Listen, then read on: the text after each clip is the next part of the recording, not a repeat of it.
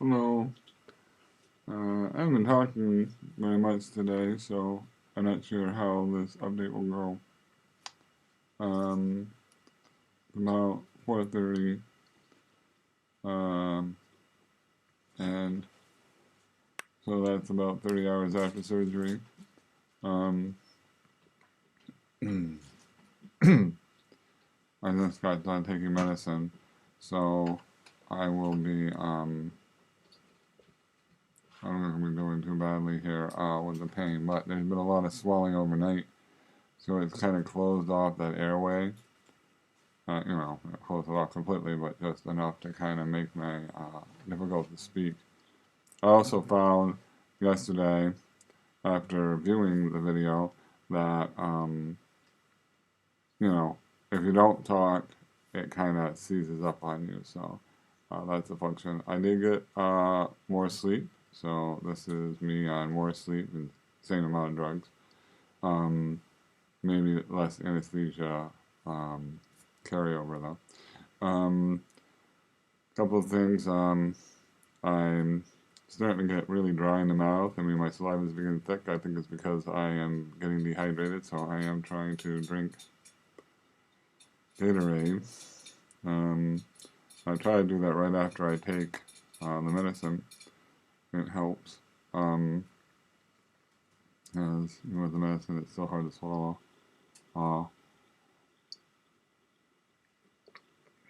Not only because of the pain, but because of the difference in my throat. My swallowing process is not as effective as it was before. So I'm sure it will just be a matter of tightening up and then your tongue and everything getting used to the new shape of the area. It doesn't show up so much with drinking, but it shows up a lot more with eating Jello. So I ate some Jello. And that Jello was basically going everywhere but down my throat, pretty much. So there's that. I have learned how to sleep. Sleep on my side. I'm a mouth breather when I sleep anyways, so that reduces the saliva, and then I only wake up when I have to swallow. So I can get like 10, 20 minutes in at a crack, and if you're tired enough, that's usually enough. You just go right back to sleep. So it's a little bit like what sleep apnea is like, I guess, but it happens with me actually waking up as opposed to not really waking up completely.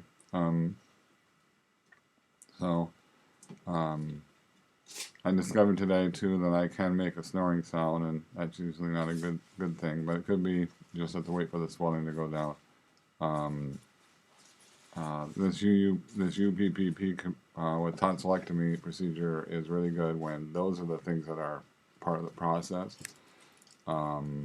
If the tongue is involved and the sleep apnea or the snoring, it's not doing anything about your tongue, except maybe your tongue has a little tougher time hitting the back of your throat because your tonsils aren't there.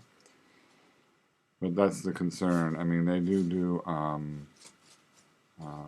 where they try to watch it on MRI, but that's expensive to do, and it has only been experimental. But without actually looking at it, they've also done sleep studies with people while they're in drug-induced sleep, so I can put a probe in their mouth and watch their process, snoring process, and see what elements are involved. So UPPP with tonsillectomy is about 80% effective in reducing, not like a cure, but 80% effective in reducing. I believe it's below 50% the incidence or the number of times you do sleep apnea in a night, in an hour or something like that.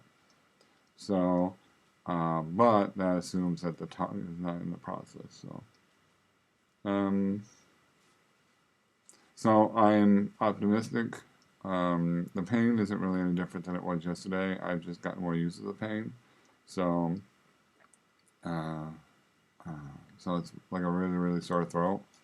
But I'm obviously getting dehydrated. I lost 3 pounds since yesterday.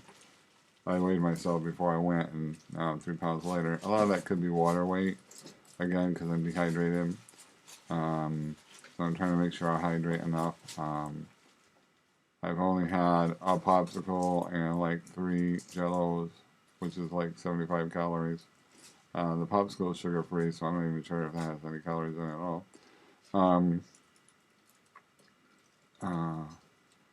So I'm not getting a lot of calories, but I'm not so much worried about the calories right now. Just want to make sure I'm getting enough to drink. Again, it's difficult because the tongue's not used to where it is, and it's easy to have the liquid go back through your nose. So that's going to be a process. Hopefully that resolves itself soon. I am hopeful that the pain just gets less each day. I'm not sure that it will, because people say there's the skiving process and then there's the unskiving process, where people say that days 7 and 8 are the worst days. I can't imagine how that could be. But these were people who also said you had a honeymoon factor. One thing I didn't consider, first of all, I didn't get Lortab. I got hydrocortisone with acetaminophen or Tylenol. I had that before when I had pillars put in. So part of the process was putting pillars in to see if that could tighten my palate. And they're like little, inch, get this up here, inch-long splines. They put in your palate, 3 to 5. I think I had 5. I might have just had 3 or 4. Anyways, however big, and it's trying to stiffen your palate so it doesn't flap. I got the, so that's an additional thing, because those had to come out. So I have a little bit more than just cutting the palate. I had those things that I had scarred over and everything in my palate, had them removed. So I have a little bit further through the palate, almost to my teeth, pain from that. So the palate is hurting probably a little bit more. Additionally, so that was kind of the process. The process was, going, getting a sleep study, finding out oral fluorine, what can we do about it. At the time, the insurance wanted to only do non-invasive, so CPAP, you have to do CPAP. At the time, too, UPPP was kind of falling out of favor because they were doing it to everybody, it wasn't helping everybody. As they began to focus on particular cases that were more amenable to that type of treatment, the success rate went up, and then it started to be funded again. So there was a period of time, I think UPPP was popular in the 90s, and then through the double aughts, it was kind of unpopular, and now it's become popular again in the last 5-6 years because its effectiveness has gone up because they're targeting the right patients. But anyways, the pillar was something, it didn't have anything to do with sleep apnea, but it might have stopped the snoring, but they didn't work. And as I said, they're pretty invasive procedures, pretty radical to have your tonsils and everything cut out of you and try to see if they can stop that. It took me a while to get used to the idea of doing that.